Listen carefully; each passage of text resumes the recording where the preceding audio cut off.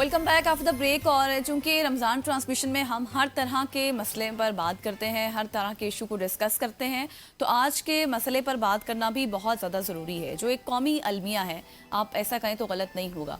पाकिस्तान में तकरीबन 26 मिलियन बच्चे ऐसे हैं जो स्कूल से बाहर हैं। ये सिर्फ आदादो शुमार में नहीं बता रही, बल्कि 26 मिलियन ख्वाब हैं जो अधूरे रह गए हैं।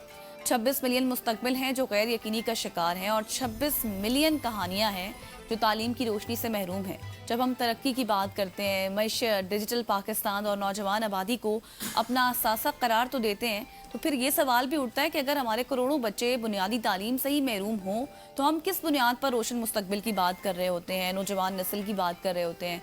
दही इलाकों में स्कूलों की कमी, फिर गुर्बत, चाइल्ड लेबर, बच्चियों की कम उम्र में शादियाँ, फिर सिक्योरिटी मसाइल, फिर तालीम, जो तालीमी निज़ाम है उसकी कमज़ोरियाँ, ये सब अवामिल इस बहरान को मज़ीद संगीन बना रहे हैं।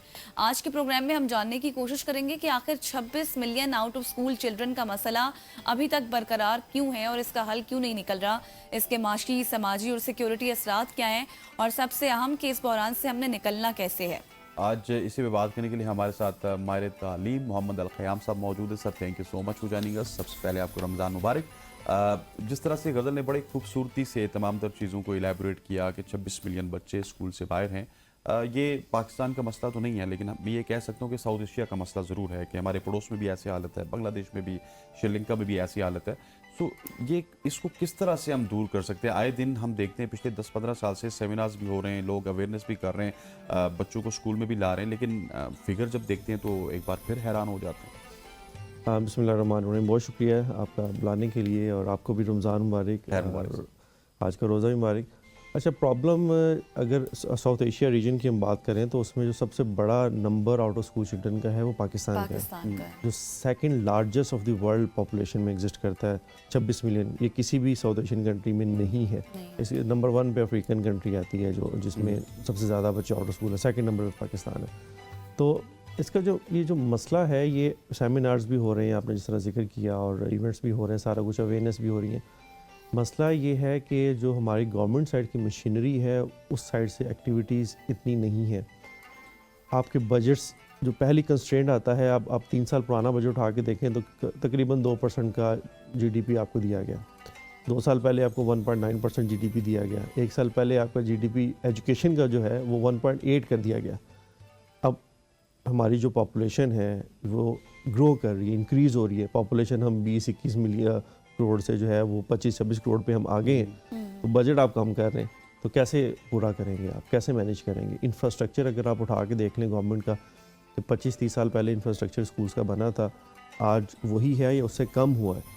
ठीक है, आज के टाइम पे अगर पिछले इस 5 साल में मैं बात करूँ तो आपका नए स्कूल कितने बने हैं गवर्नमेंट के? कोई कहीं भी नहीं बना, ऑलमोस्ट कहीं भी नहीं बना। प्राइवेट स्कूल्स ने फ्लरिश किया इसी वजह से, क्योंकि वहाँ पे गवर्नमेंट स्पेसेस अवेलेबल नहीं है। बच्चों को एक्सेस का सबसे बड़ा चैलेंज है। अगर हम सिर्फ इस्लामाबाद की, मैं अगर आपको छोटी सी एग्जांपल दे दूँ कि इस्लामाबाद में 49 कंस्टिट्यूंसीज यूनियन काउंसिल एग्जिस्ट करती हैं। अब इस्लामाबाद में नई यूनियन काउंसिल जो 125 हो गई हैं। अब 49 के अंदर तो गवर्नमेंट स्कूल उन्होंने बनाए थे, और पॉपुलेशन उस टाइम इस्लामाबाद की देखिए कितनी थी और आज कितनी है। और अभी 125 कंस्टिट्यूशन क्यों करनी पड़ी है? क्योंकि पॉपुलेशन आपकी उतनी इंक्रीज़ हो गई है, बढ़ गई है। ठीक है, स्पेशली रूरल साइड पे पॉपुलेशन बहुत ज़्यादा इंक्रीज़ हुई है। लेकिन अब बाकी जो 70 यूसीज आपने इंक्रीज़ किए हैं, 75 यूनियन काउंसिल, क्या उसके अंदर आपने स्कूल बनाए हैं गवर्नमेंट के? कहीं भी एग्जिस्ट नहीं करते। तो आप जब एक्सेस नहीं देंगे, नंबर 1 जो चैलेंज आता है हमारे बच्चियों को और बच्चों को, वो एक्सेस का आता है। जो गुर्बत के हमारे अवाम है या पेरेंट्स हैं, वो बच्चों को जब पहुंचा नहीं पाते, वहाँ पे ख़ुद उन्होंने लेबर पे जाना होता है या उन्होंने मजदूरी करने जाना होता है, काम पे जाना होता है, वो बच्चों को पिक एंड ड्रॉप नहीं, ना वो अफोर्ड कर सकते हैं, ना उनके पास टाइम की अवेलेबिलिटी है। तो वहाँ पे ही वो बच्चा स्टॉप होकर घर में बैठ जाता है, या वो फिर वो लेबर की तरफ चला जाता है। लेकिन ख़याम साहब, अब ये चीज़ें जो आपने बताई ये तो चलें अपनी जगह हैं, स्कूल हैं ही नहीं। मैंने एक रिसर्च पढ़ी और उसके ऊपर बाकायदा मेरी एक डॉक्यूमेंट्री भी है, जिसमें मैंने बहुत सारी चीज़ें नोट की, जिसमें सरकारी स्कूल और फिर निजी स्कूल हैं, उनमें तालीम में भी बहुत फ़र्क है। बहुत सी तालीम ऐसी है कि जो सरकारी स्कूलों में ऐसा सच नहीं दी जाती जिस तरह से निजी स्कूलों में दी जाती है। तो ये इस मसले को कितना परवान चढ़ा रहे हैं? डेफिनेटली इससे भी आपका जो सबसे बड़ा जो पाकिस्तान के नंबर के स्टैट्स की हम बात करें, जो पाई पब्लिश भी करता है, highest drop out government schools के अंदर जो है वो प्राइमरी लेवल पे है। मतलब कि जो प्राइमरी बेसिक जहाँ पे बच्चे ने पहली दफ़ा स्कूल जाना है क्लास 1 में या केजी में और 5वीं तक पढ़ना है, सबसे ज़्यादा बच्चा स्कूल से एग्जिट ही उसी टाइम पीरियड में हो रहा है।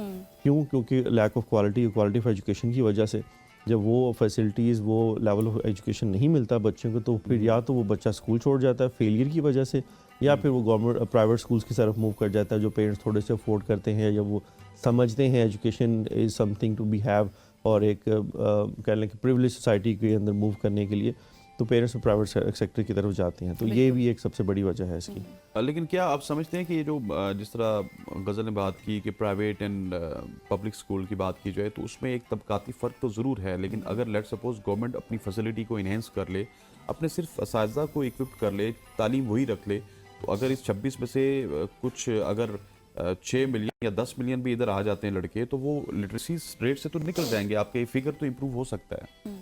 बिल्कुल देखें, जो आप जैसे आपने टीचर्स ट्रेनिंग की, टीचर लर्निंग मीट की बात की है, तो टीचर ट्रेनिंग प्रोग्राम इम्प्लीमेंट होते हैं गवर्नमेंट सेक्टर में और मॉनिटरिंग भी बहुत स्ट्रॉन्ग है, लेकिन जो इशू आता है वो डिलीवरी का आता है, वो इम्प्लीमेंटेशन का आता है कि बच्चों को जो क्लास में पढ़ाया जा रहा है उसको किस हद तक मॉनिटर किया जा रहा है, उसमें किस हद तक जो है उसकी वैल्यूएशन की जा रही है।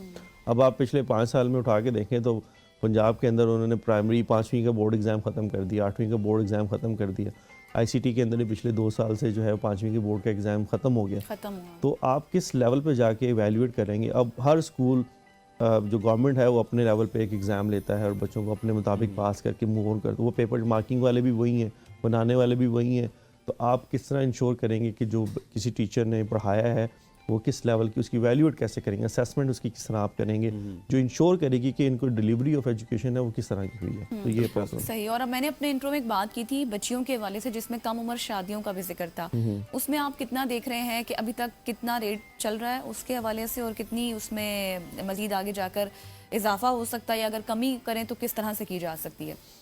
देखिए, मेरे ख्याल में तो उसके अंदर इजाफा होगा। उसकी वजह ये है कि जब आपके ज़्यादा नंबर ऑफ़ बच्चे आउट ऑफ स्कूल रहेंगे, पॉपुलेशन आपकी ग्रो कर रही है, आपके पास ना एक्सेसिबिलिटी है, ना आपके पास अवेलेबिलिटी है ऑफ रिसोर्सेज है, ना आपके पास इंफ्रास्ट्रक्चर है, तो वो बच्चियाँ जब स्कूल तक नहीं पहुँचेंगी तो वो घरों में रहेंगी। घरों में रह के एक सर्टन एज में पेरेंट्स जो हैं, वो जो इलिटरेट पेरेंट्स हैं स्पेशली, वो चाहेंगे कि उनकी बच्ची की जो है शादी कर दी जाए, क्योंकि there is no future for her other than marriage. तो जब कोई बच्ची को उसका फ्यूचर नहीं दिखाया जाएगा, पेरेंट अगर इसके ऊपर सोचेगा नहीं, तो डेफिनेटली वो बच्चे की शादी करेगा। तो ये definitely this is going to increase.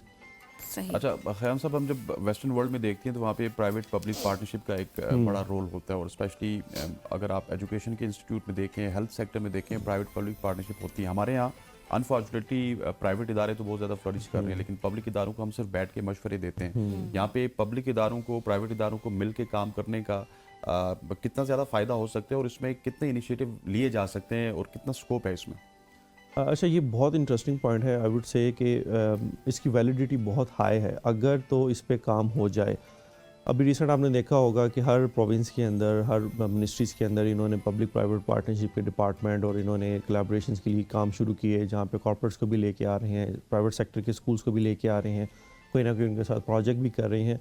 लेकिन उसका जो लेवल ऑफ कैपेसिटी है वो उतना ह्यूज नहीं है, वो अभी बहुत बिगनिंग में है। बट अगर ये कर पाएँ, अगर ये कर हो सके, तो there is a huge difference. आप बहुत ज़्यादा कैटर कर सकते हैं पॉपुलेशन को, जहाँ पे आप अगर खुद वो इंफ्रास्ट्रक्चर नहीं दे सकते तो आप प्राइवेट का इंफ्रास्ट्रक्चर यूज़ करके उनको एजुकेशन डिलीवरी बच्चों को दे सकते हैं।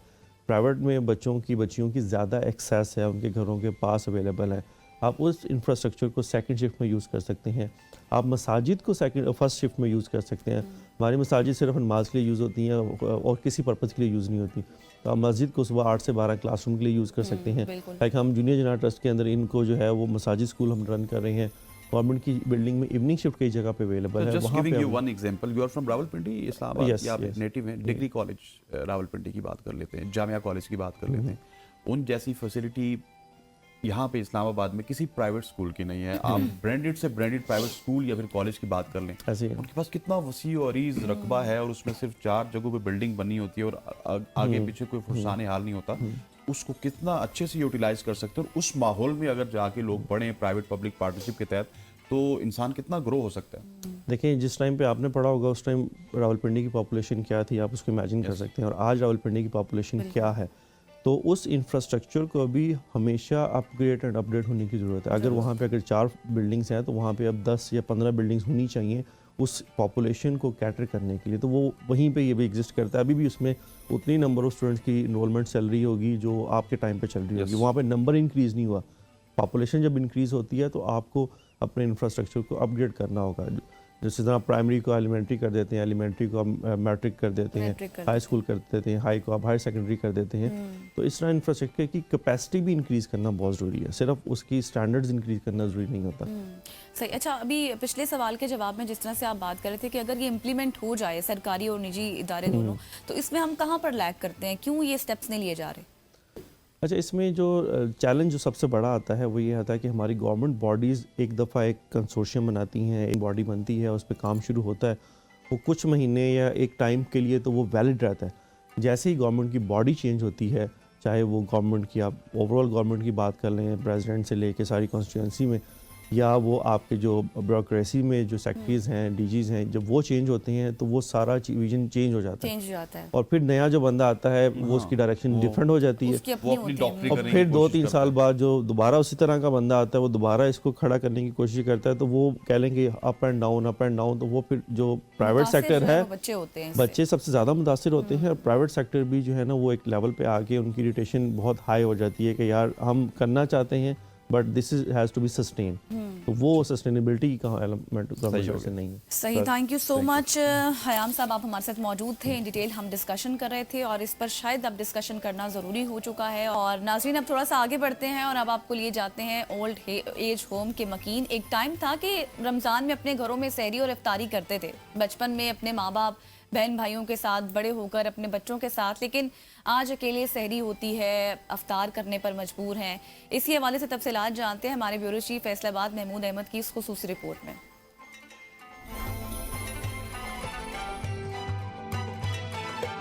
आज के ओल्ड एज होम के मकीन एक टाइम था कि रमजान में अपने घरों में सहरी और इफ्तारी करते थे, बचपन में अपने माँ बाप बहन भाइयों के साथ, बड़े होकर अपने बच्चों के साथ, लेकिन आज अकेले सहरी और इफ्तारी करने पर मजबूर हैं। ओल्ड एज होम में रहने वालों की आंखों में अभी भी अपनों का इंतजार और उम्मीद है कि वो आएंगे, उन्हें ले जाएंगे। याद आंदी भी है लेकिन वो वक्त गुजर गया है। हुण साडे वास्ते ए अफ्तारी जिहड़ी है ना, ये अफजल है। वो पिछलियां वक्तां पिछलियां गल्लां वो पिछा रह गई, ओवर एज हो गए हैं। हुण उन्हां घरां दे विच साडी वो इज्जत नहीं है जिहड़े घर च असीं हुक्मरानी करते हैं। हुण वो घर साडी वास्ते ना बेघर। हमें सोचना होगा कि हमारा माशरा इतना बेहिस क्यों होता जा रहा है। जब हमारे बुजुर्गों की खिदमत का टाइम होता है, हम उनको ओल्ड एज होम छोड़ आते हैं। देखें जी, घर घर ही होता है और घर की इफ्तारी बहुत ज़्यादा याद आती है, बच्चों के साथ, बहन भाइयों के साथ, वालिदैन के साथ, तो वो शिद्दत से याद आती है। तो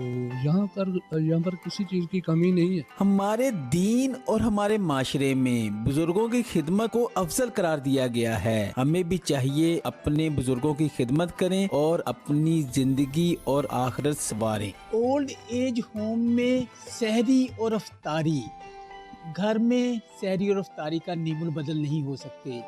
यहाँ पे हमारे बुजुर्ग आज भी अपने घर वालों को याद करते हैं और उसके साथ रो के सहरी और इफ्तारी करते हैं।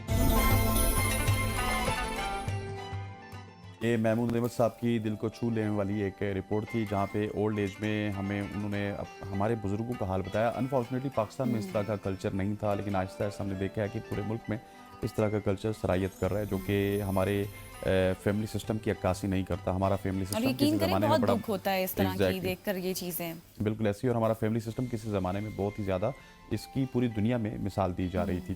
ख़वातीन-ओ-ज़ात, यहाँ पे वक्त हो जाता है एक शॉर्ट सी कमर्शियल ब्रेक का। ब्रेक लेते हैं, वापस आते हैं।